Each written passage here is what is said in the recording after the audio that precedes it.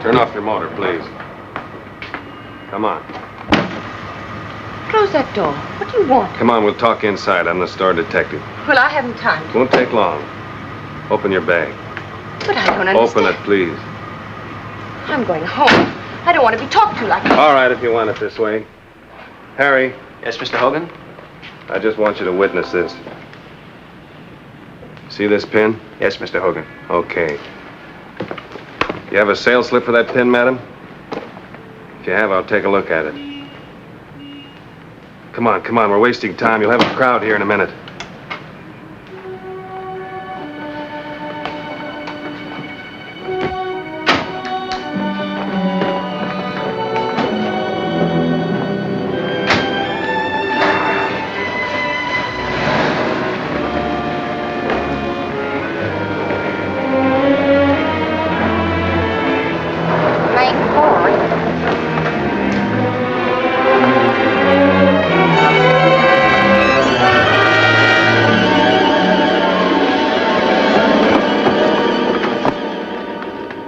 Probably just faking. Yes, they usually pull a feint when they're caught, especially the fancy-looking ones. All right, lady. You're awake now. Let's have your name. No. I can't tell you my name. We've got the goods on you. You can't wiggle your way out of this. The sales girl here saw you do your shoplifting. I certainly did. The mermaid pin was $300, and she said she wanted something more expensive. So I turned partly to the showcase, and I could clearly see your reflection in the glass as she The pin was removed from your purse by Mr. Hogan here. Now, you can either give me your name and come clean with a statement, or you can save it all to tell to the police. Police? If you know what's good for you, you'll talk now. You mustn't speak, Mrs. Sutton. You're still dizzy and too weak to remember. Hey, wait a minute. What is this guy, a lawyer? Mr. Sims knows who I am. Why, yes, but I'm busy, Mr. Korvo. If this woman is a friend of yours, the best She's thing... no friend of mine. It's you I'm concerned about, Mr. Sims, and your wife, who is a client and a very dear friend of mine. I don't think she'd like all the trouble you're making for yourself. Why, you don't have to worry about me, Mr. Korvo. I'm in no trouble, I assure you. Not yet. But you're starting one of the biggest publicity messes any store ever got into. This woman whom you're badgering is Mrs. William Sutton, the wife of the distinguished psychoanalyst. Treating her like a common thief will bring more discredit on you and your store than on her. Miss Wilson, will you see if Mrs. William Sutton has an account with us? Yes, Mr. Sims. I'm sure she has. You know, your job as manager is to protect your clients as well as your store from scandal. I don't need any advice about my job, Mr. Korvo. You'll think a little differently when you see your name splashed across the front pages as the man who hounded a proud, sick woman into a nervous breakdown. Oh, she's sick now. You know she is. You've had experience. A woman as wealthy and civilized as Mrs. Sutton isn't a thief. But the pin was in her purse. It wasn't the thief who put it there. I see. You mean she's suffering from kleptomania. Dr. and Mrs. William Sutton have had a charge account with us for 5 years. I see.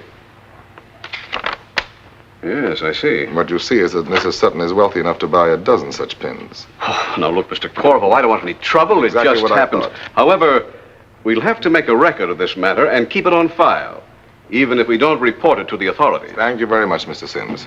Oh, and I suggested you add the cost of the pin to Mrs. Sutton's bill, which will solve the immediate problem to everybody's advantage. It's now legally yours, Mrs. Sutton. You've bought it, paid for it, and are free to wear it without agitating the police.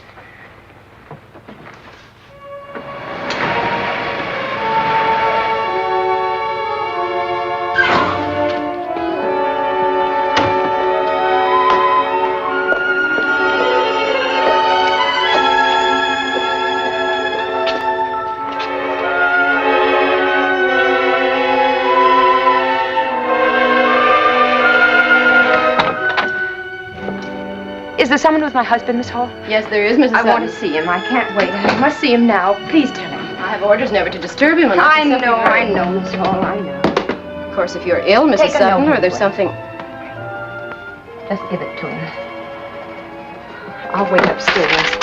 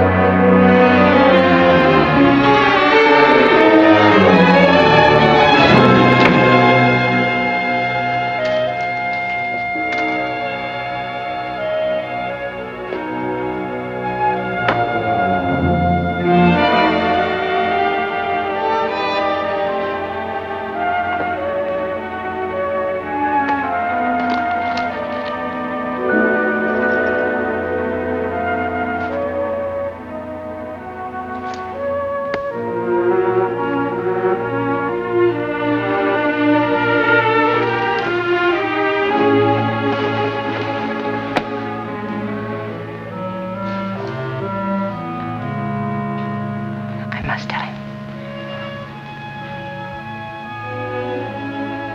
Right away.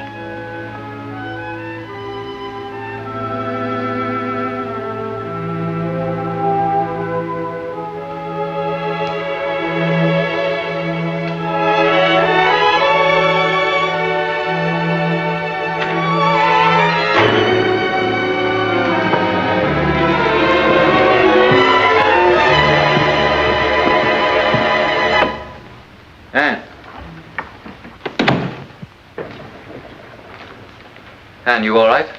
Hello, darling. What's wrong, dear? Nothing, darling. Thanks. Nothing. You look terribly handsome in the middle of the day before all your chattering patients have worn you out. Miss Hall told me you came in very disturbed. She said you insisted violently Oh, that that's so silly, violently. Darling, I just stopped to ask her if you were busy. I wondered if you wanted to go to the concert tonight. It's Hecht's. You haven't heard any real music for such a long time. I thought it might relax you. Hall must be losing her grip on reality. I guess she's so used to my poor patients that everything sounds like hysteria to her. I'd like to skip the concert if you don't mind too much. I want to do some writing tonight. Of course not, darling. Thanks. And I'm terribly sorry you had to leave a patient like this for no reason. There's no harm done. He won't miss me. It's that young veteran I told you about. The one who won't talk? Mm-hmm. After 2 weeks, he still comes in every day. Sits down, can't talk. But why does he come to you if he won't let you help him? Oh, he will eventually. It's just that it's difficult to begin unloading fears and secrets and guilts. Poor fellow, the war was an easier conflict than the one he's in now. Oh, Bill. Struggling all day with those sick people and their wretched complexes. How you must hate them. I don't hate them, darling. I'm trying to help them. They're my job. They No, need me. your job is using your brain and finishing your book. You said so yourself. They interfere. Stop worrying about me as a frustrated genius. I'm not. I'm a busy doctor and a happy husband, an enviable combination. I wouldn't trade it for a dozen books. Oh, Bill, you're wonderful. You've always been so very wonderful to me. I just wish that... Wish what? That I could help you.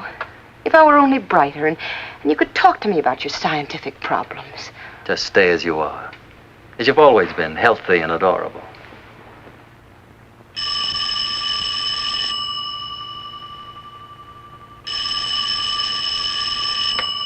Dr. Sutton's residence. Who is it? Who's calling, please? Just a minute. Mr. David Korvo. Oh, tell him I haven't time to... Oh, never mind. You can clean up later.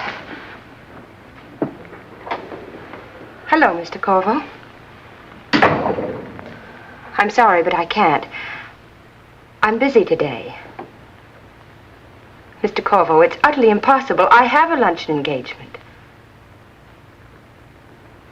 But why should I see you? I quite understand. Of course, if you insist. Yes. Yes, I'll be there.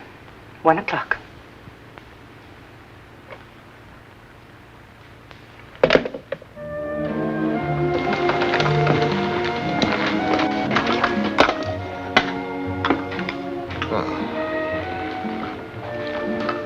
Thank you, Vincent. You were wise not to tell your husband, Mrs. Sutton. A successful marriage is usually based on what a husband and wife don't know about each other. Too frightened to eat, Mrs. Sutton? I'm not hungry. I see. Waiting for the wretched blackmailer to remove his mask and begin his blackmailing. What do you want? You mean, how much? Yes. Well, I saved you from an ugly scandal, one that could ruin your distinguished husband's career. What an advertisement for a renowned psychoanalyst, married unaware to a kleptomaniac. And you are willing to pay me to keep this whimsical fact out of the newspapers? Yes. Now? Yes, now. I can see that I was never cut out to be a villain. I dislike inspiring so much terror in such a lovely woman. Please don't talk to me. Yes, I forgot you're buying my silence. $5,000. Dear me, that's quite a sum considering that it's tax-free. I take it you don't intend to report this either to Uncle Sam or to your husband. Very few wives are in so fortunate a position with a bank account of their own, obviously a large one. That's all I'll pay. That's quite enough. Isn't it? You're rather disillusioning, Mrs. Sutton, for the wife of so brilliant a man as Dr. Sutton. First of all, for your stupidity in assuming that you can get rid of a blackmailer by giving him money. Secondly, and worse, by identifying me as a nasty crook. Here's your check, Mrs. Sutton. You've disturbed my vanity rather deeply. I always fancied I had a fine, upright look, and that an honest heart shone out of my not too splendid face. Oh, I'm joking, Mrs. Sutton. Please, Vincent here is an old friend. I wouldn't want him to think that I was an ogre that makes beautiful women cry into their soup.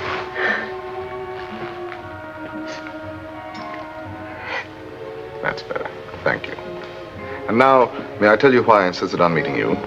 I had something to give you that I was sure would make you feel better about yesterday. I persuaded the manager, Mr. Sims, to give me the Mrs. William Sutton shoplifting report from the store files. Here it is. If you will tear it up, there will no longer be a record of yesterday's episode on file anywhere. I feel like such a fool. How can I ever thank you? Do you know Tina Cosgrove? Not very well. I've been to some of her parties. She's giving one for me Tuesday afternoon. For you? Then you must be a celebrity. In Tina's eyes, anybody who attends 3 of her parties automatically becomes a celebrity. I made the grade last month. Tina, darling.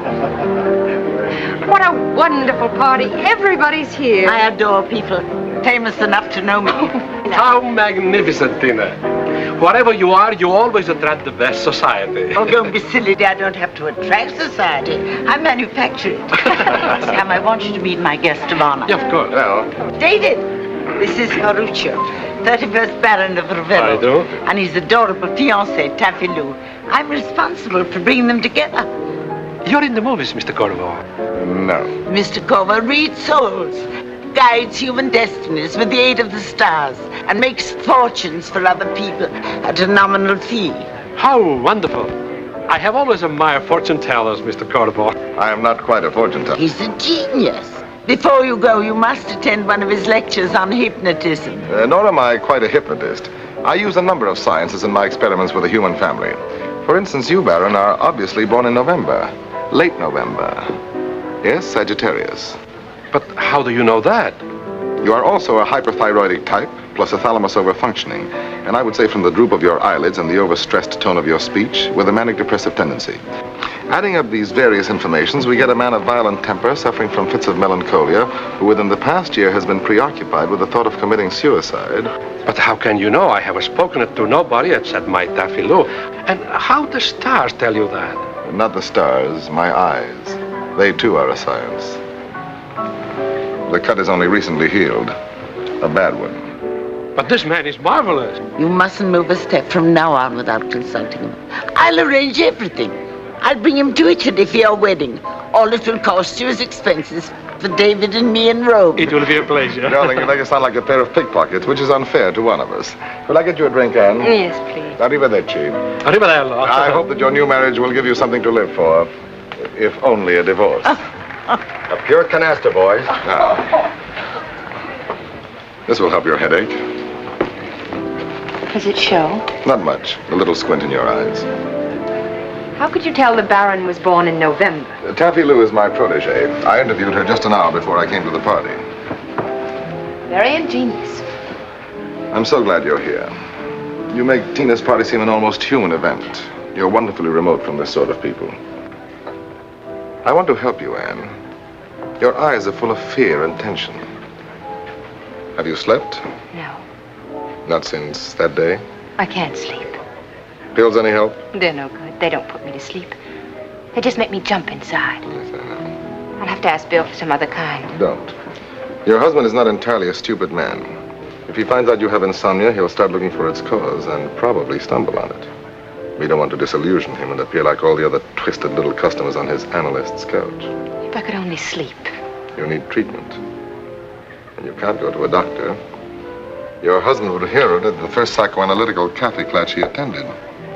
So perhaps you will swallow your prejudice against a humble astrologer whose only medical diploma is the gratitude of his patients. Thank you. But I can't possibly become a patient of yours. You are already. The fact that I know of your kleptomania, the fact that I know that your mind is sick and threatening to get out of hand, gives me a medical position in your life, doesn't it?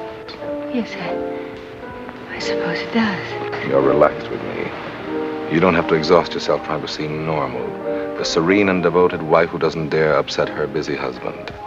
Your soul can undress in front of me. That means that your cure is already beginning. I can make you sleep.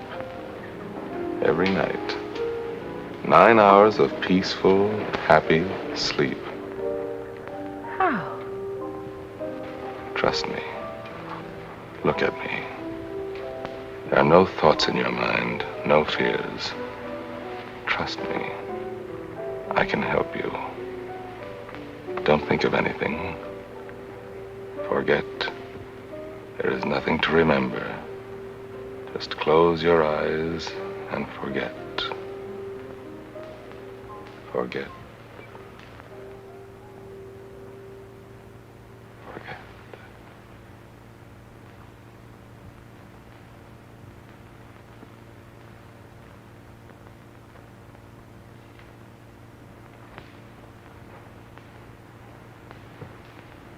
Can you hear me, Anne? Yes. You can hear only my voice. All of the sounds have faded away.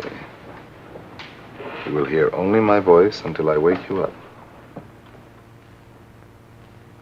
Yes. You must do what I say. Do you know that? Yes. Go to the window.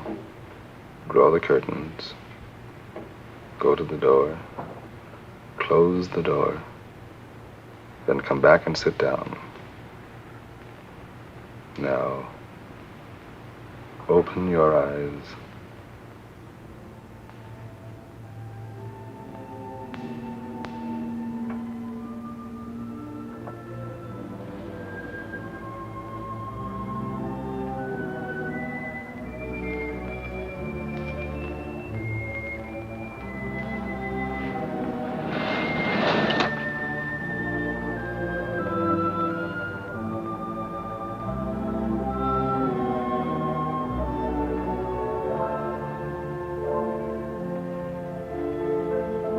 Close the door.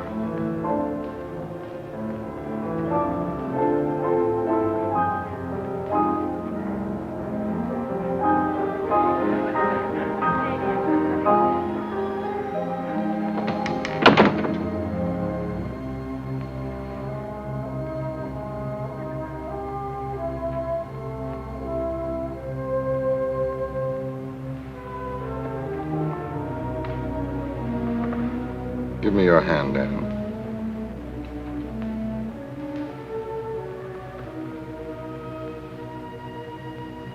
Put your hand in mine, Anne. Hold my hand.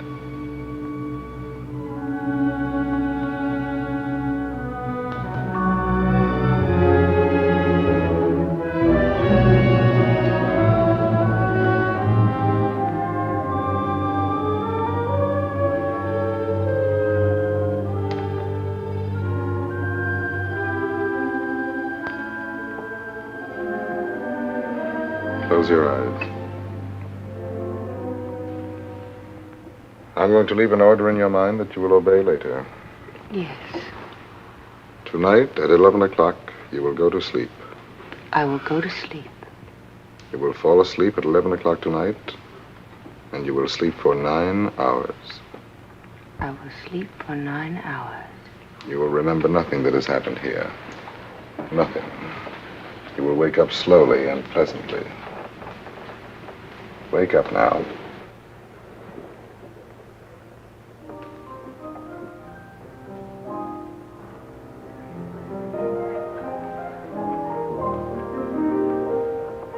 Was I asleep? You relax for a moment. Feel better? Oh, yes. Much.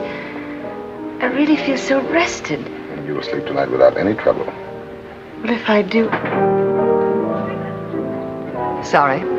Oh, Terry, come in.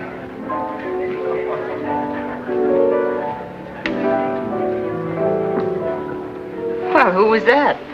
The woman who no longer admires me as much as she used to. Her name is Theresa Randolph. At 3 o'clock tomorrow, Anne?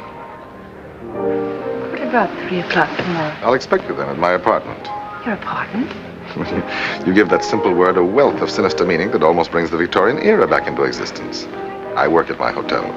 I find it more convenient and less expensive. I'm sorry. 3 o'clock tomorrow? Yes, I'll be there. Good. Look, the 31st Baron of Ravello looks as if he may escape with all his palaces in your absence. You better do something about I'm it. delighted to have brought back a little of your wit, even at my expense. Ma barone, perché andate via tanto subito? Rimanete ancora, vi prego. In the meantime, I'll fix E siete up. mio invitato favorito, bravo. How do you like that? Qui. He speaks Italian too. Excuse me. Poor girl, something out of her.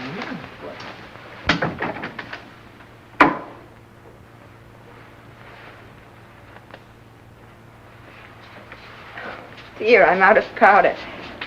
Care to use mine, Mrs. Sutton?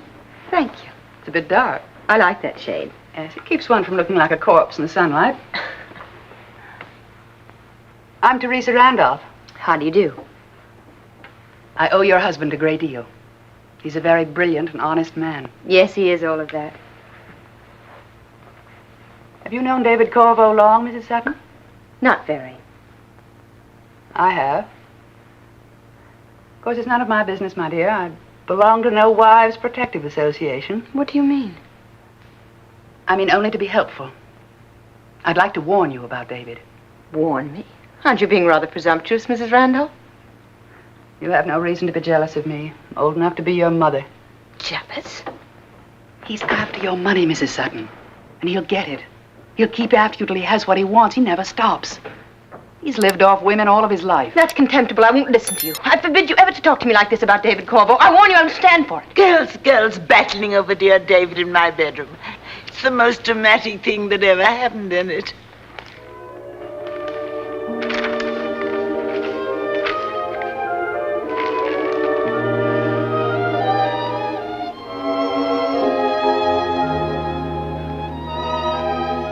"3 days and 3 nights without you.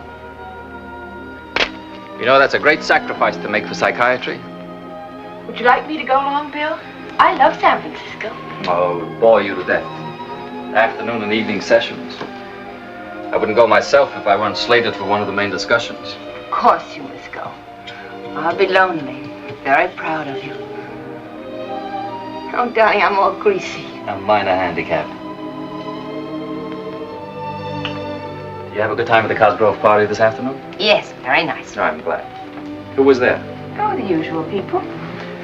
You know, the greatest kick I get when we go to a party together is when people stare at you and say, "Who is that lovely girl?" "Why, that's Dr. Sutton's wife. She's very devoted to him." My head swells up like a balloon. Thanks, darling. Oh, I'm terribly sleepy. What time is it? Just 11. I'm sorry, but I've got to sleep. I'll put out the light in just a minute. Well, my sleeping beauty. Take off your robe and slippers. Hey.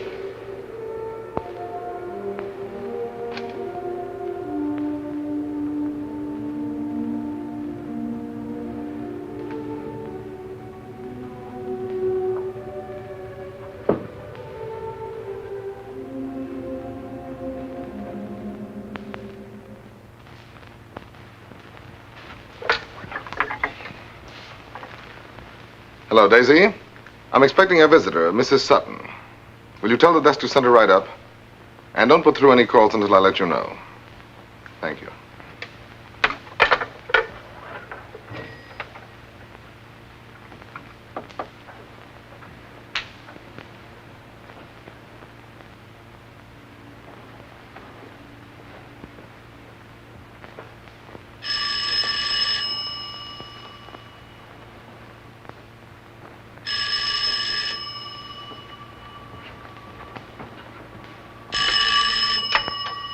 Daisy, I told you I didn't want to be disturbed. Palm Springs. All right, put it through. Oh, Terry, I was wondering who could be in Palm Springs on a Wednesday. No, I told you I'd have the money for you by the 1st. You're not going to get a chance to exercise your new martyr complex and ruin both of us. You're going to pay every dollar you owe to your loving daughter and live on as an honest woman. My dear old ex-adored, I don't think it's any of your stupid business just where I get the money or how. Yes, granted I'm an oily rascal. Yes, I agree, a liar, a swindler, and what was that last one? Ah, yes, without a trace of human conscience. Very good. You're in top form today, Terry. Almost makes me lonesome for your faded charms. No, I won't have it for you tomorrow. I told you it would take at least another week. Oh, and watch yourself, my dear. Mars and the minor planets are entering your 7th house until the 21st. That may mean serious trouble for you unless you're very careful. Have fun.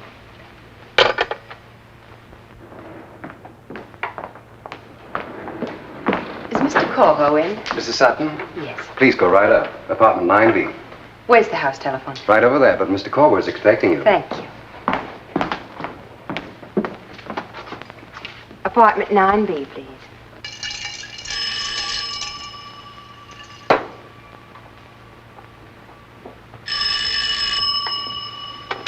Hello? Oh, my dear Anne, where are you? Well, you're very prompt. That's always a virtue in a patient. Please come up, 9B. What? My dear Anne, you're being utterly absurd. I always see my patients in my apartment. Well, it's my office. Very well, I bow to your abysmal scruples.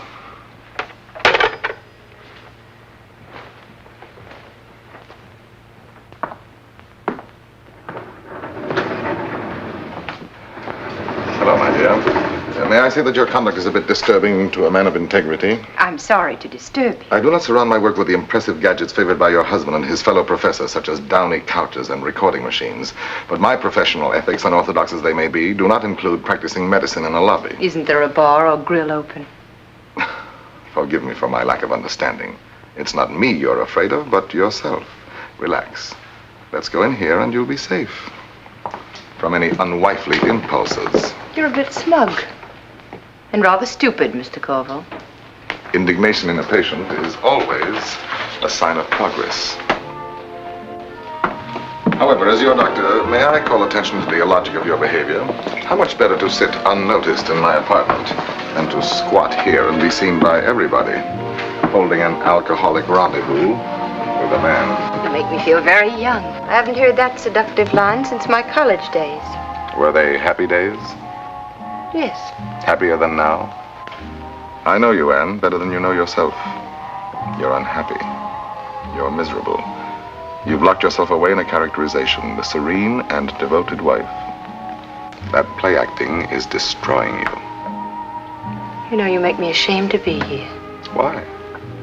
Because I should have gone to my husband, not to you. Your husband can't cure you, Anne. He's the one who made you sick. That's nonsense. You mustn't be afraid of what you want. It's better than stealing. Better than exploding with neuroses. You misunderstand me. I'm not looking for a love affair. Vincent, afraid of being plied with liquor? I'll have a martini. 2 martinis, Vincent. Yes, Mr. Korvo. Did you sleep last night? Yes, 9 hours. I woke up this morning absolutely a new woman. As if there were nothing wrong with me. I should think that would inspire a little trust toward your doctor. May I be frank? Please. I heard things about you yesterday which may or may not be true. From Mrs. Randolph, a former patient of mine who has transferred her hallucinations to your husband's office. Hardly a sound source of information. Possibly not. But I'm grown up enough to know your technique. You have a talent for making a woman feel close and dependent on you. I can release you from a torture chamber called Mrs. William Sutton. I'm afraid you're wasting your time. Sit down, please. I understand you completely. You adore your husband and you want me in your life only as a man who can put you to sleep rather than wake you up. Yes, and I'll pay you. $50 for each treatment. And I'll come every day. Where do you want your treatments? Here in a bar room? Why not?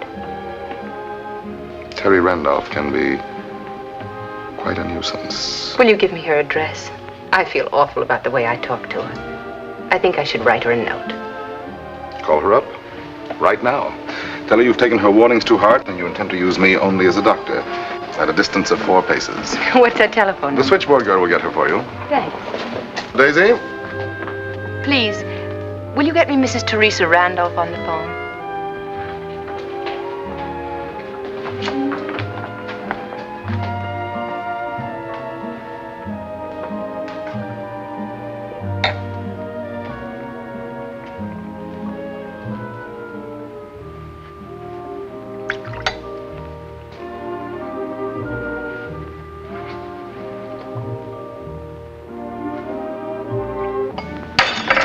Vincent!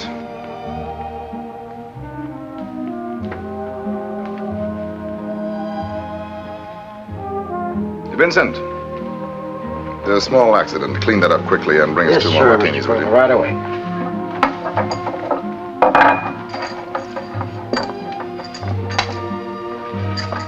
Hurry it up, will you, Vincent? Yes, sir. Mrs. Randolph doesn't answer. Shall I try again later? Yes, please. I'll be in the bar with Mr. Korvo. Well? She wasn't home. Oh, too bad. Finish your drink. Relax, and we'll begin our treatment.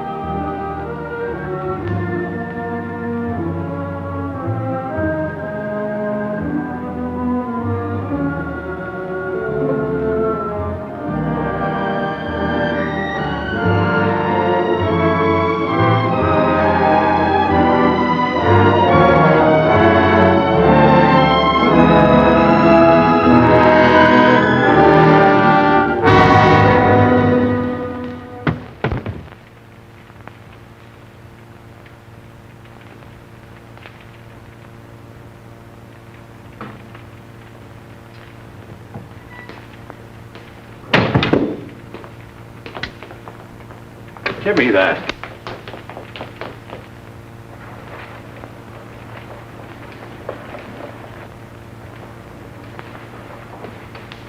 Dead? Yeah. Turn off the burglar alarm. I'll call the police.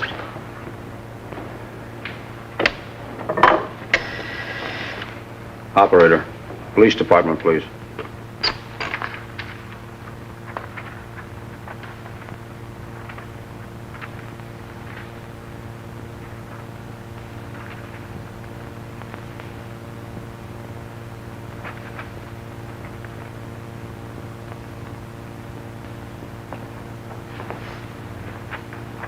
This is your statement, Mrs. Sutton. If there's anything you don't agree with, please mention it.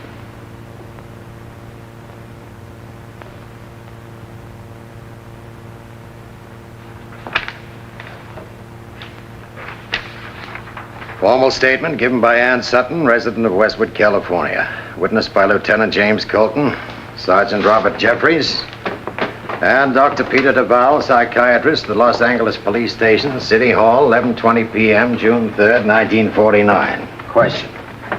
What is your name, please? Answer, Mrs. William Sutton. Question. Where do you live? Answer, 725 Willow Drive. Question. What time did you leave your house this evening? Answer, I don't remember. Question. Now, will you tell us why you went to Mrs. Theresa Randolph's house? Answer, I don't know. Now, Mrs. Sutton, will you please tell us how did you get into the house? That is, the home of Mrs. Randolph. Answer, I don't remember. Question. Do you know that Mrs. Randolph was strangled to death between the hours of 9 and 10 o'clock tonight? Answer, yes, I know. Do you admit, Mrs. Sutton, that the scarf found around Mrs. Randolph's neck, now displayed before you, is yours? Answer, yes, it is my scarf. Question. This pin with the clasp broken was found on the floor near the murdered body. Did you drop it while you were strangling Theresa Randolph? Answer, I don't know. Question. Had you any reason for hating Mrs. Randolph? Answer, yes. That's not true. I didn't hate her. But you said you did. I heard you. I couldn't have. I don't remember going there, I tell you. I couldn't have done it. I couldn't.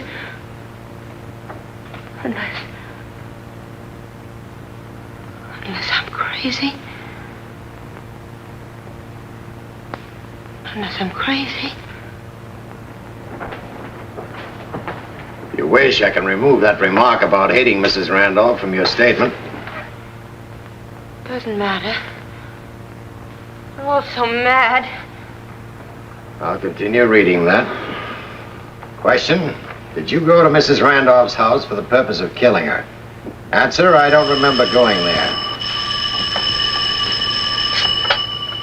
Hello? San Francisco. This is Dr. William Sutton. I'm sorry, I can't hear you. Would you mind repeating? Yes, Mrs. Randolph's a patient of mine.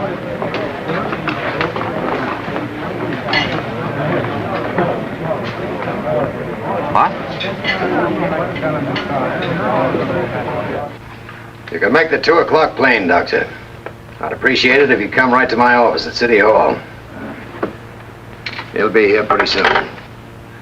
You didn't have to tell him like that over the telephone. He'll think... What'll he think, Mrs. Sutton? that I did it. That I killed her. You wish to state now that you didn't, Mrs. Sutton? I don't know. I don't know what happened. I can't remember anything. I'm dreaming all this. What do you say, Doc? Can she follow? Yes, I think so. Shock is wearing off. There's just a little more, Mrs. Sutton. Question, is there anything more you wish to add to this statement, Mrs. Sutton? Answer, no. Question, you admit that this statement was given by you of your own free will, voluntarily. No promise of immunity or threats of violence were used on you. And after it's reduced to writing, you're ready to sign it. Answer, I'll sign it. Finished 11:43 p.m. Here you are, Mrs. Sutton. Bottom of the page, please.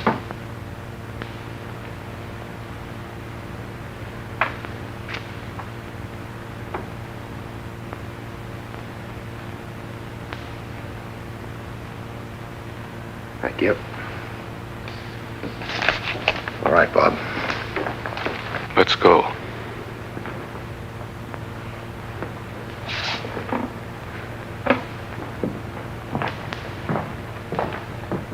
I don't care what she signed. She's not guilty of murder. I put it in the open, Doctor, because I'd like to ask you some questions that might clear things up for both of us. Did your wife ever talk to you about David Korvo? What's David Korvo got to do with her? Dr. Sutton, I know this is tough for you, but you're entitled to know all the facts. Your wife was tied up with David Korvo kind of intimately.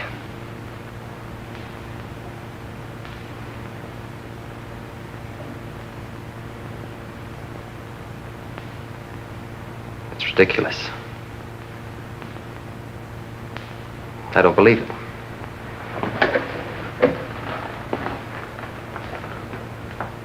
I refuse to listen to that kind of talk about my wife.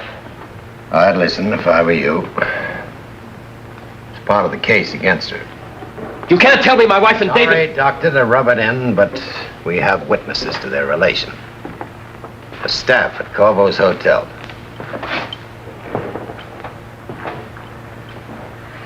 But it can't be true. It must be part of some fantastic plot against Anne. Last week, your wife denounced Mrs. Randolph in a fit of jealousy for coming between her and Korvo. Happened at a party. Your wife paid daily visits to Korvo's hotel for a week before the murder. She sat drinking with him in the bar room. She quarreled with him there one day, broke a glass, then rushed out to telephone Mrs. Randolph. You have witnesses for that? Yes.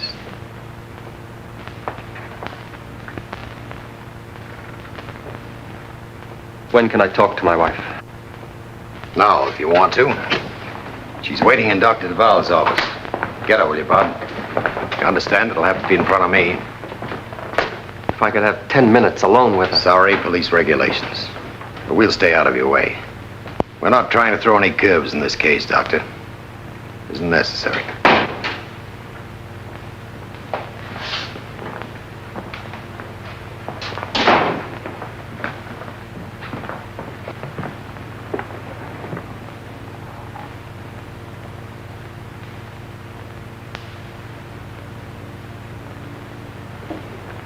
Please, don't cry.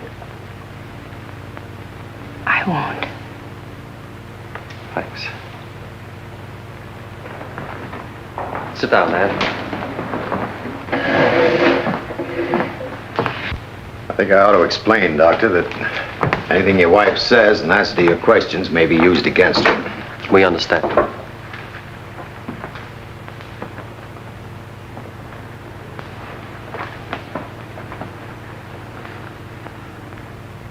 Bill, there's something wrong with me. Help me, please. I'm going to help you with everything I've got, regardless of any other circumstances.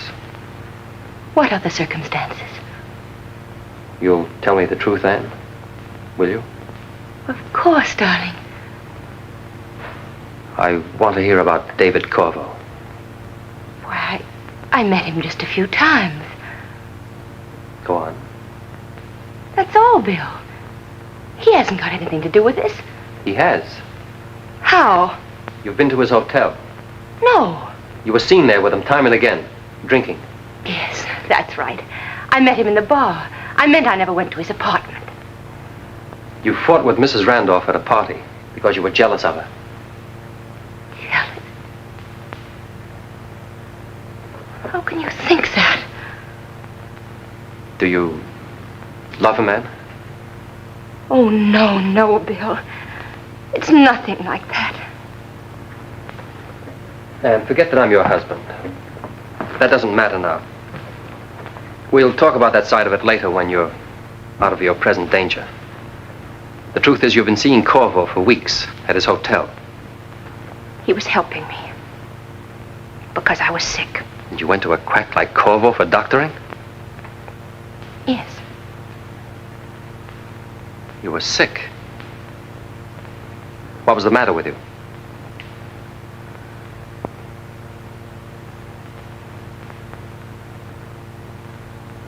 And how did it start? How did you meet him? You wanted to tell me? Tell me. I'm mixed up, Bill. What are you asking me? How did you meet David Korvo? You won't believe me. No matter what I tell you. You don't want to hear the truth. You won't let me tell it. You think I'm lying. You are. Oh, no, Bill. Does this cheap parasite mean as much to you that you're He willing to means wreck nothing. everything to cover up for him? Cover up for him? How? You saw him there. You saw him kill her. You're trying to protect him. Oh, no, Bill. I didn't see him. You don't believe me.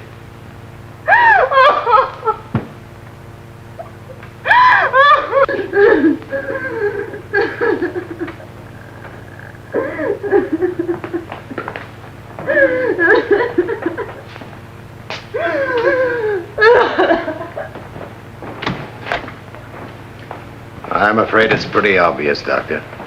She was lying. Yes, she seemed to be lying. About David Korvo. We've been married quite a while. It was a very nice marriage. I only mention it because I want you to understand why she had to lie to me. It's very hard telling that kind of truth to a husband who's trusted you. I see. You charging her with murder, Lieutenant? Yes. Tell your lawyer. She didn't do it. She's protecting Korvo. He killed Mrs. Randolph. You see, I was Mrs. Randolph's doctor. Korvo made love to her and swindled her out of $60,000. The money was an inheritance and belonged to a daughter who was coming of age this month. Mrs. Randolph told you all this? Yes, in the course of her analysis. You can hear the recordings yourself if you'll come down with me to my office. Lieutenant Colton. Yes? Who'd you ask? Get a hold of the manager. Maybe he'll know where he is. That was a report on Korvo. He's not at his hotel. You let him get away. He escaped. Take it easy, Doctor. If you have any facts, I'll be glad to hear them. But he's gotten away, I tell you. Facts, Doctor. You say that Korvo and Mrs. Randolph together stole $60,000 of her daughter's money. Yes. I advised Mrs. Randolph to tell her daughter the truth. And to take David Korvo into court and face the whole rotten mess is the only way she could keep her health. She agreed. She saw Korvo and gave him a week to return the money before taking action. He beat her up and threatened to kill her. But she was determined to go through with it. She was going to notify her daughter and a lawyer on Monday. Korvo killed her to keep from going to jail as a swindler. Hold it a minute. Sounds pretty solid to me. Lieutenant Colton? You have, eh? Where is he? What? Okay, get over there. I'll be right with you.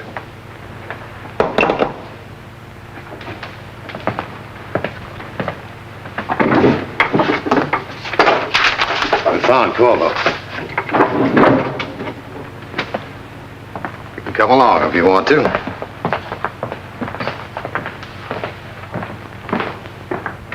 In here, Lieutenant.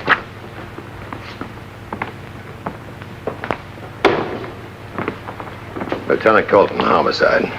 I'm Dr. Wayne, house physician. How long have you known this patient, Doctor? A year or so? He's David Korvo. That's right.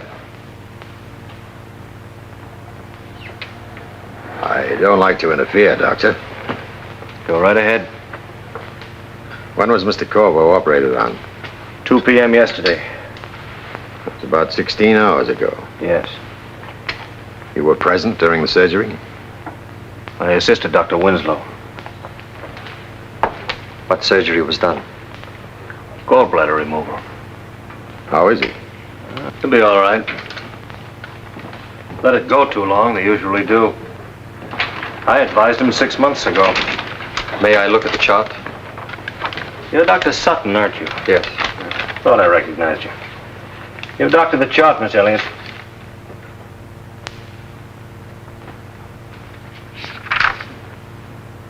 fever's up. This indicates an infection.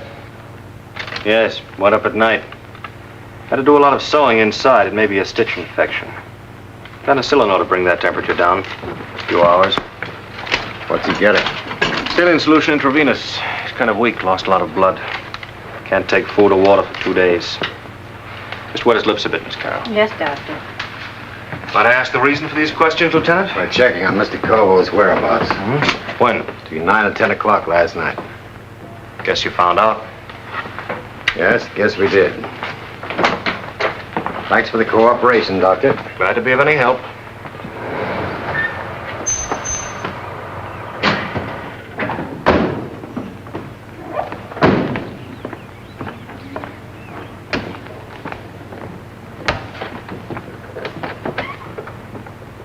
There's something wrong with it.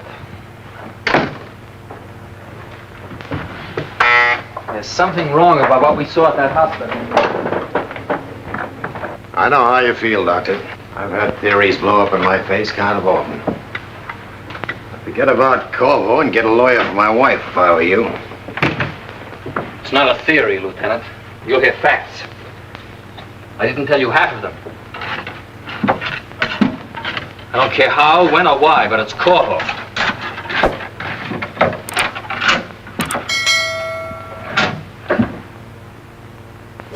I put them in here myself.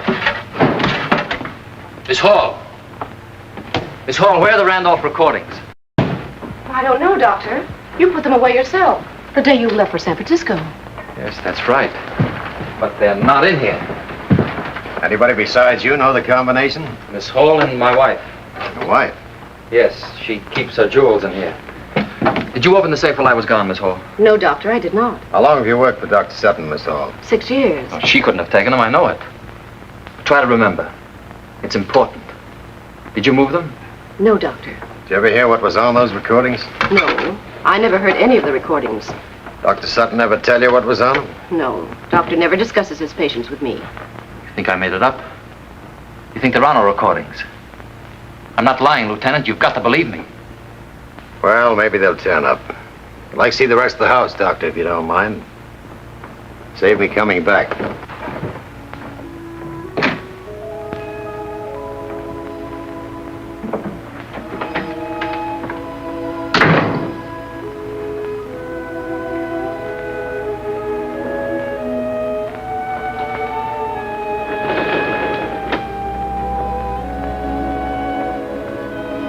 It's your wife's handwriting, Doctor? Yes. Would you say that was meant for you? I don't know. I'll take it along.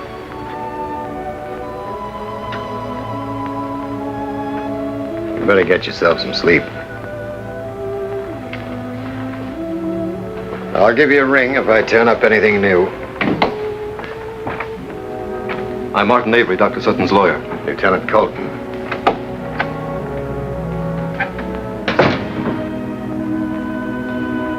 Bill, you know how I feel. Anne is like a sister to me. I've just seen her. I'm your friend as well as your lawyer, Bill. Situation may change, but right now, well, it's bad, Bill, very bad. There's no use beating around the bush. Anne is not responsible. That's our only and best defense, insanity. The man Korvo drove her crazy. We can prove this, both medically and legally.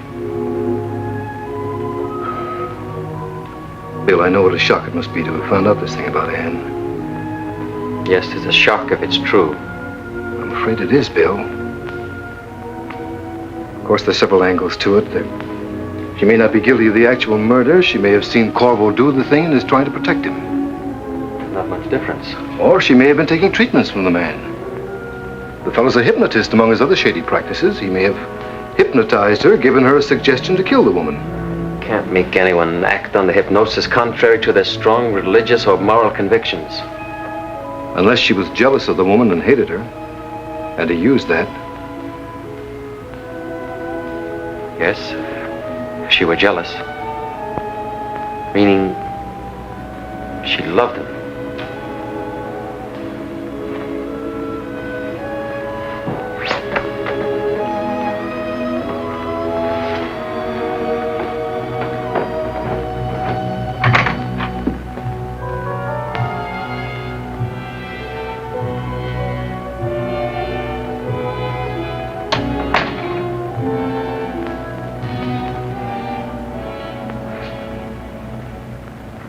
down, Dr. Sutton. I'll try not to doze off if you want to talk to me, Dr. Sutton. My fever's down, back to 101, I think. I'd give a lot for a sip of water. Please sit down. Easier for me to talk to you. Police still holding Anne? Yes. Stupid. Arresting an innocent woman. Medical chart meet with your approval, Dr. Sutton? You were in great pain last night. The notation of an oversensitive nurse. A few spasms. Does Anne know I'm here? I don't know. I meant to call her this morning until I read the papers. Rather, the nurse read them to me. My eyes aren't focusing yet. Typical police bungling the whole thing. Anne isn't guilty. What makes you certain? The motive, jealousy. Completely stupid. Anne wasn't jealous. Just a few days ago in my apartment, we discussed Terry Randolph thoroughly. My wife was never in your apartment. If you insist. What was said by you and my wife about Mrs. Randolph? Wherever it was said. I told Anne I was through with Terry, and she believed me. A man of experience always knows when a woman believes him. She was all over her jealousy. Sorry. It's hard to think. Full of drugs. Shouldn't have said that to you. Why not? Wrong to tell things to a husband. What are you telling me? Say it.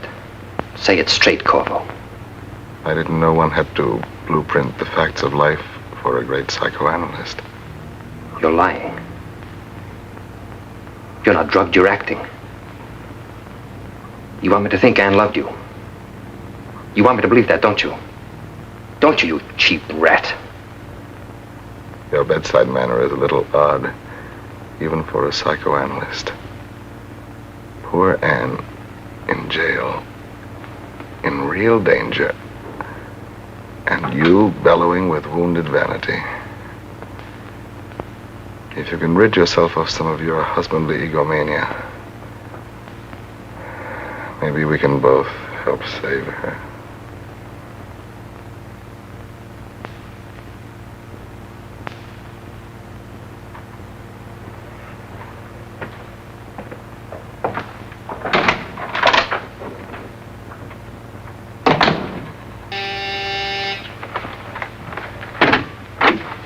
What do you want?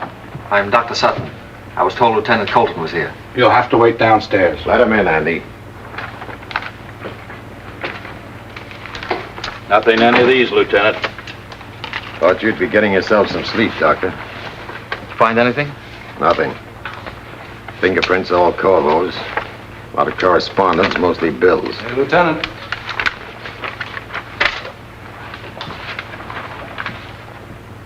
Finally got a bite, Lieutenant. Looks like a woman's. Yeah. Index, middle finger, and thumb, all clear as rain. Looks like the lady was her, all right. Bring these to my office. Keep looking. Coming, Doctor?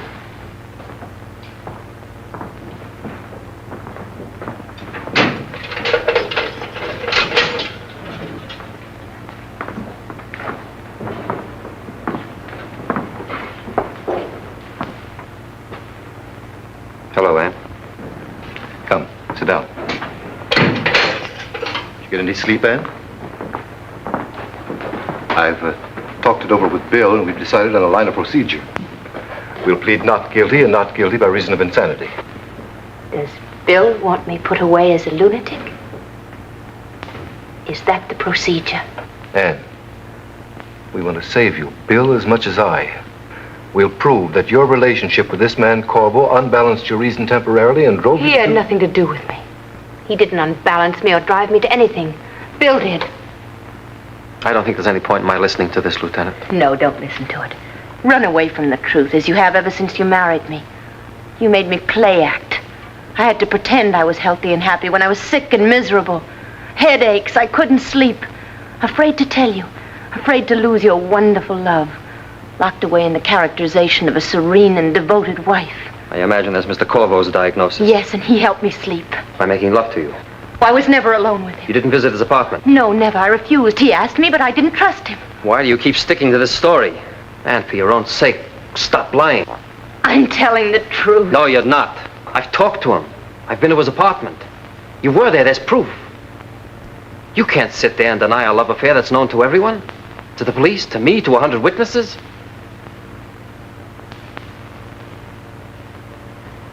You've made your choice. You don't want my help.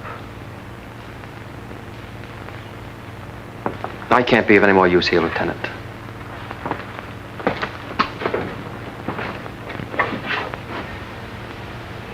I'm sorry, Anne. He'll be back. No. He's gone. He hates me now.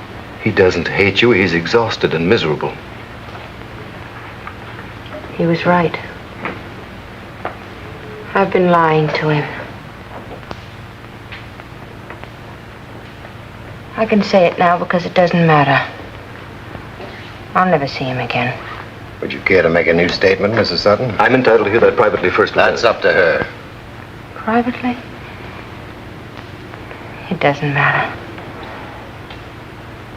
I brought him such horrible troubles, and I only wanted to love him. My husband's a very nice man.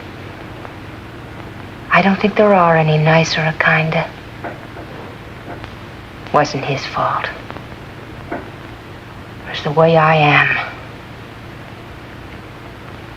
I'm telling you all this because it has something to do with what happened to me. I'm a thief.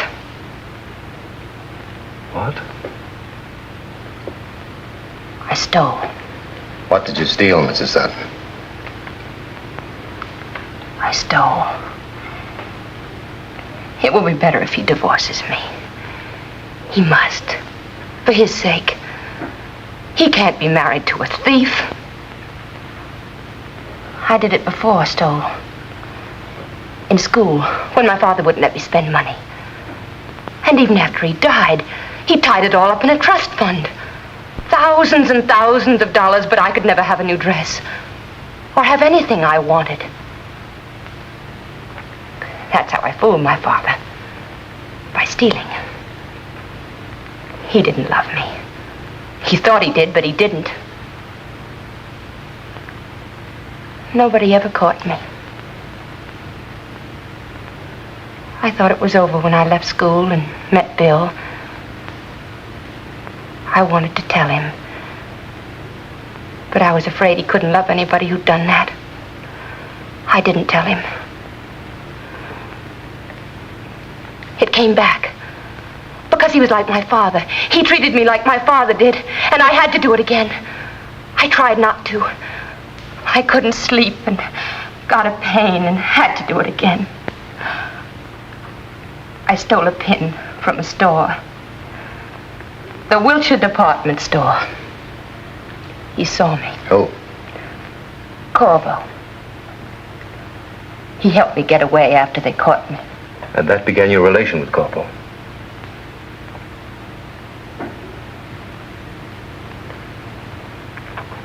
I've told it. Is there anything you wish to add, Mrs. Sutton?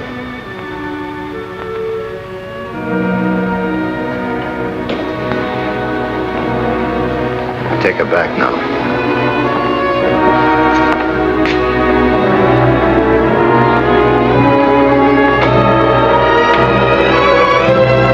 Well, Doc?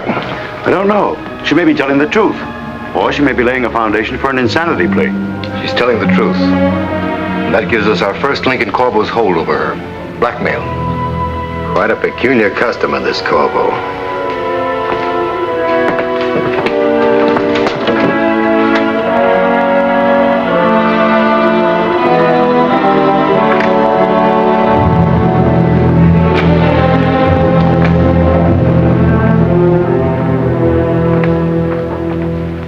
Lieutenant Colton, Homicide Bureau.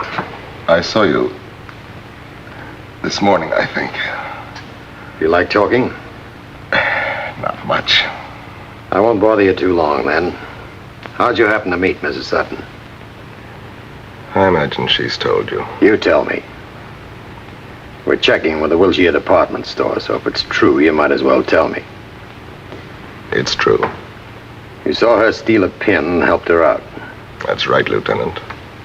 I understand you had quite a talk with her husband this morning. Yes. Difficult conversation, but civilized. No blows struck. Told all, eh? Kind of let her down in a hurry. I'm a bit too adult to cover up for that kind of a woman. What kind is that, Mr. Korvo? The disloyal wife. Don't misunderstand me. Personally, I have nothing against women betraying their husbands. Even our government is against monopoly. Oh, I seem to have offended you. I take it from your unpoliceman-like blushes that you're a happily married man. I was. She died last month. Sorry. Gallbladder operation like yours. Only it didn't turn out so well. From a lot of angles.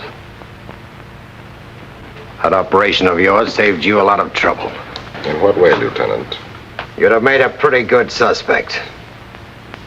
Better than poor Anne? Much.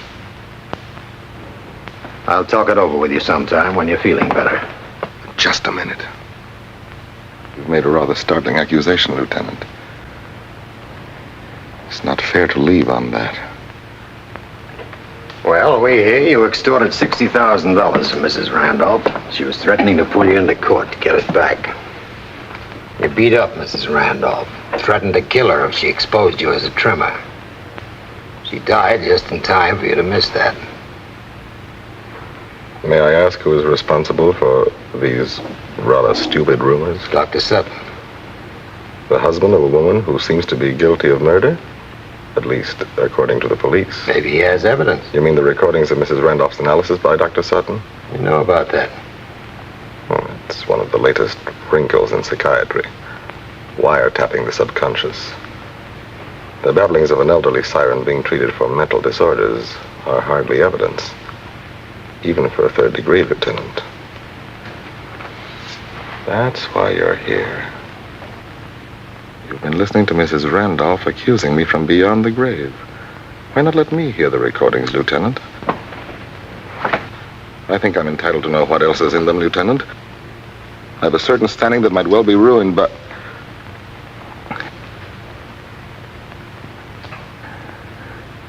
What else is in them, Lieutenant?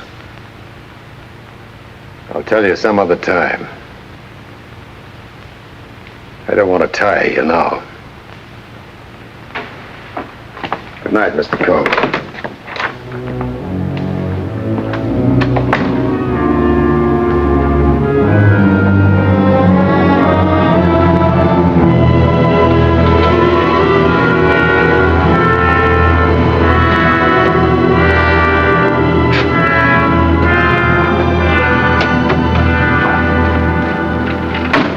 I had to see you, Lieutenant. They told me you'd gone home. I was going to turn in for a while. I'd advise you to go home and do the same. Oh, but this is important. All right. Come on in.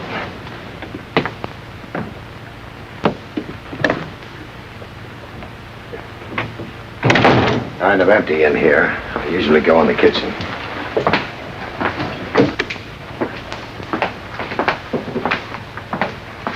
This afternoon, after I walked out on Anne, I began to think. You know, it's curious when a husband can ignore 8 years of devotion when a tiny suspicion flies into his heart. Yes, it's tough when it happens, Doc. But it didn't happen, Lieutenant. That's the first sane thought that's come to me since this thing started. A woman like Anne doesn't change suddenly. Some fingerprints and a few odd circumstances can't wipe out a woman's heart and character as if they'd never existed. It's hard for a man to believe that his wife... But I'm not believing it, Lieutenant. I've got the key to the whole thing now, and I want you to listen with an open mind. All right. We'll talk it over if you insist. I'll make some coffee. You saw me behave like a blind idiot this afternoon. I'm supposed to have a brain, a training, a science for helping people. And I've been sounding off like a subhuman, attacking a woman that's consciously never done a wrong thing. You've got to believe me. I'm listening. This morning, when we found the recordings gone from my office, I knew who had taken them. I couldn't bear to tell you, but I knew. Anne. No one else could have taken them. I didn't tell you because it meant she had stolen them to protect Korvo. Consciously stolen them for him. That's what I thought. All the more reason for thinking so now, Doctor. She's admitted being a thief. But that's the whole point. Avery told me what she'd said after I'd left. Her kleptomania. It's probably a neurosis from her childhood. I'm not sure before I talk to her, and it'll take time to straighten her out. But now that I know, well, I've got lots of time. Nothing but time as soon as she gets home. Getting home is something I wouldn't bank on too much, Doctor. He couldn't make her steal under hypnosis unless she was already a thief. And that's how it happened. He made her steal the records and go to Mrs. Randolph's house under hypnosis and be found there with a dead woman when the police came in. That would make a good line of defense if you could figure out who did the killing. Korvo. Wait a minute, Doctor. I've been willing to go along with you, but his alibi's solid. I tell you it was Korvo. You're butting your head against a stone wall. I don't like him either, but he's accounted for. You saw him. He's not accounted for. His alibi stinks to high heaven. Here, I brought this out of my files for you. It's a UP story on the Hamburg dateline, December 10th, 1948. Absolutely authenticated. Dr. Theodore Herr, a surgeon, operated on himself under self-hypnosis. Removed his appendix in an operation that took 4.5 hours. He got up off the operating table and went to work for the rest of the day. No pain, no shock. I can't go along with this, Doctor. I'm sorry. I tell you, that's what happened. Korvo hypnotized himself and slipped out of the hospital at 8 o'clock and went off and killed Mrs. Randolph as he threatened to do. Then he came back. His fever was up to 104. The chart showed a sudden rise, remember? You're not helping your wife any with these loony theories, Doctor. I happen to know what a gallbladder operation is like. Look, Lieutenant, I'd like one favor. Can't do people favors in a murder case. Anne can solve the case for you. Okay, I'll let her work on it tomorrow. The solution is hidden in her brain, and I can bring it out. Let me take her to Mrs. Randolph's house where she was found. There her memory can be awakened. That's enough theories for one night. I'm tired. But once she starts remembering, there's a good chance I can get her to retrace her movements.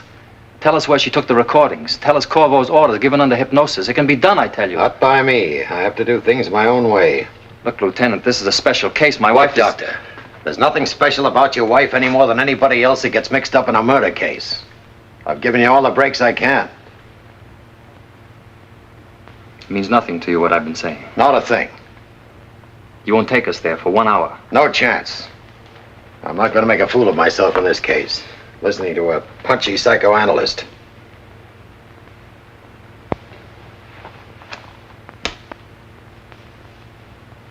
I guess I'm the fool. Twice in one day. I can't expect you to see Anne with my eyes. She's my wife, not yours. Sorry to have bothered you. See you tomorrow. Daisy tells me the police were here this morning. It's a shame to bother you when you're so sick. That's the way the police are. Always walk right in. I knew Mrs. Randolph rather well. Yes, the girls were saying... What were the girls saying? There's a big news story in the papers this afternoon about the police suspecting somebody besides Mrs. Sutton. Who? They don't give any names, but seems there are recordings of Mrs. Randolph's accusing somebody. They say these recordings would show who the real murderer was, no matter what alibi he has. And they're hunting all over town for them. Who's hunting? The police. They say that a new arrest will be made as soon as they find the recordings. There, I think you'll sleep tonight. In case you don't, Miss Carroll's on the floor. She has the pills. Tell her not to disturb me, please. Want your light out, Mr. Korvo? Yes, I just want to sleep.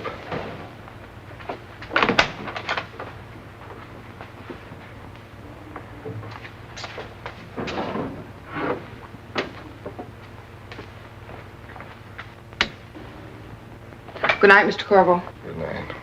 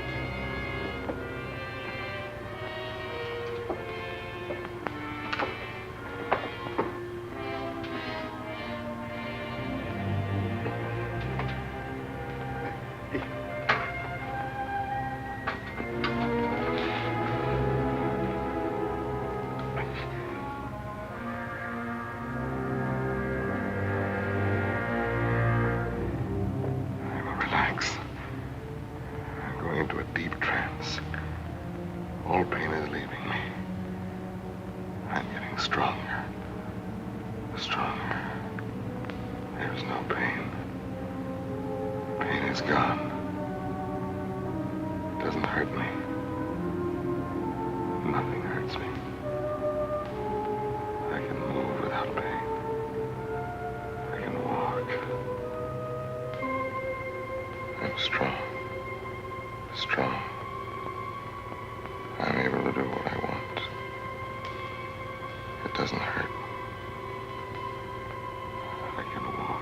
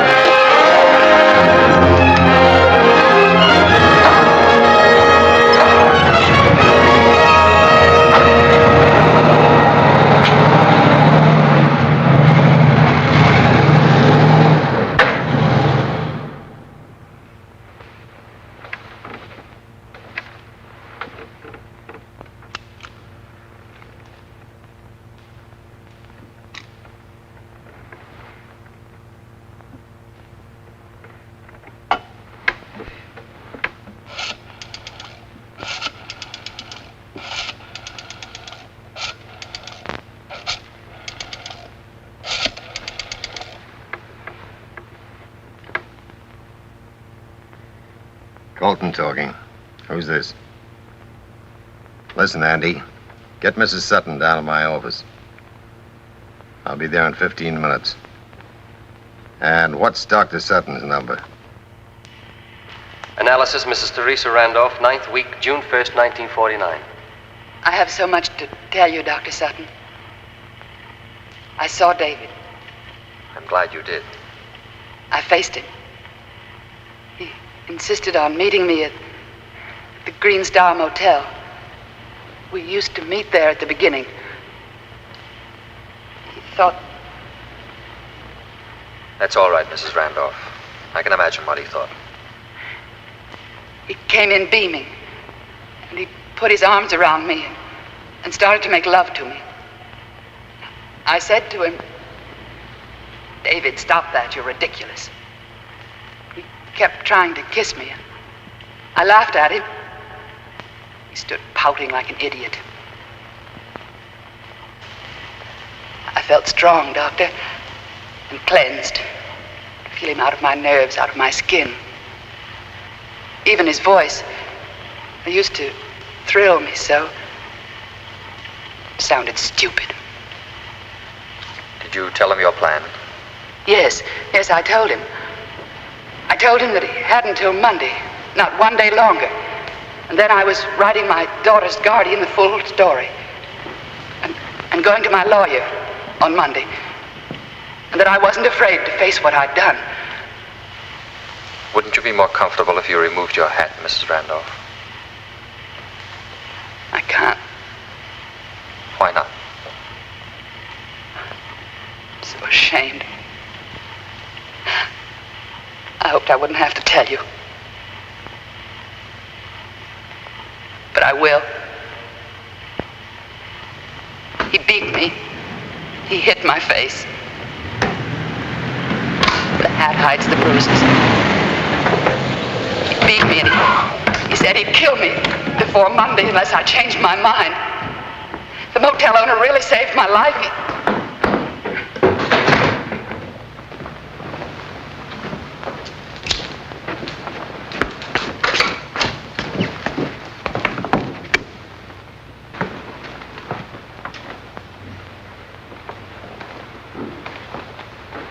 Bill, I can't remember anything. I'm trying, but I can't. You're resisting me. You could tell me if you wanted to all that happened. I do want to. No. You've always had to hide the truth from me. Your mind does it by itself out of long habit. But you know the truth now. I'm not hiding anymore. I'm trying to remember. Anne. When did you first steal something? Please tell me. In school. Several times. When you married me, I insisted that you start with me as a poor doctor's wife. That you don't spend your own money. That brought back the neurosis. My acting like your father made you steal again. You hate me. You can't love a thief. You're not a thief. You're someone I've injured by being blind. And I'll cure you, Anne. It might take some time. But if you'll trust me now. Oh, I will. I love you. I don't like to interrupt, Doctor, but I'm here as a police officer, not a chaperone. Your wife can't remember. We might as well call it off. She'll remember. Anne, you don't have to hide anything from me. Ever again. There's something in my mind that's stopping me from... Korvo gave you an order to forget. He placed it in your mind while you were under hypnosis. You're obeying his order. Don't obey him anymore, Anne. Yes. I remember. The fireplace.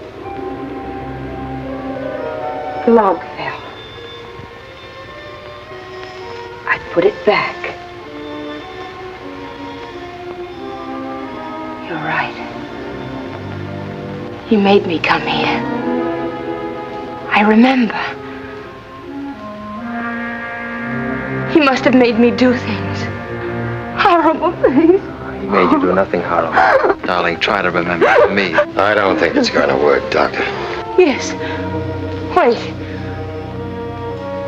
I remember. She was sitting here. Her head was hanging down. I touched her face. Before you came here, you went to my office. Do you remember that? Yes. I opened the safe. To take something out. The Randolph recordings. Where did you take them? I hid them. Where? I don't know. Yes, you do. Oh, Bill, I'm not lying. I'll never lie anymore to you. You'll never have to. I won't make you. I love you as you are. Bill, I put them away. Where? In a closet. In this house. When I came in, I remember I moved them from one hand to the other to open a door. Yes, that door. I put them in there. Bill, I'm frightened. You're tired. When we get home, we'll go away for a trip. Home? Nothing in here, Doctor. A lot of coats hanging, no sign of any records. They must be there. I put them on a shelf under the shelf paper. I know she's telling the truth. They must be there.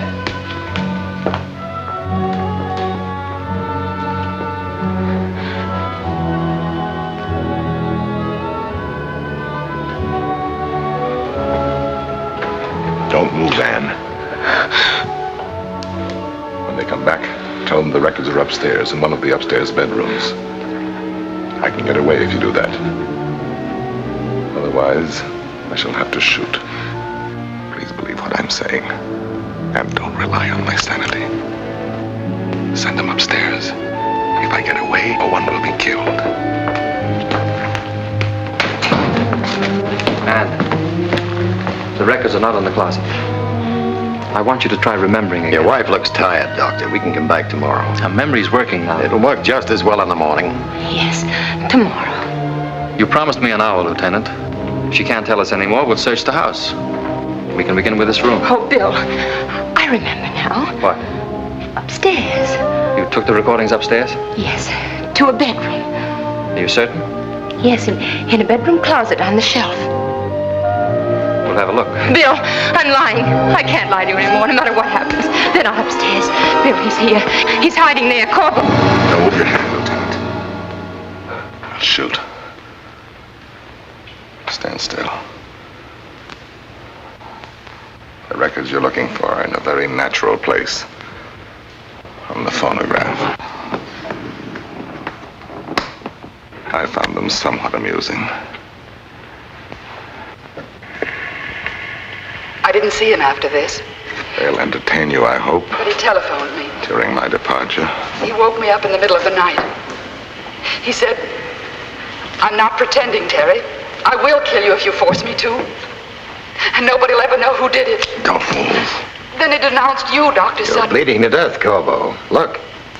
He said he hated you, and that you were responsible for everything. Stay there. And I said yes. You'd better let us help you. Yes, Dr. Sutton has given me the Stand strength back. to live as a human being. You're too clever for this, Korvo. You know you can't get away. I've done many things too clever for you to understand. David Korvo. I've overlooked nothing. He's evil. You'll never make it. dangerous. I'm terrified. He'll I'm murder afraid me. you're right. Nobody'll ever know. He'll never pay. Tonight I was a bit stupid.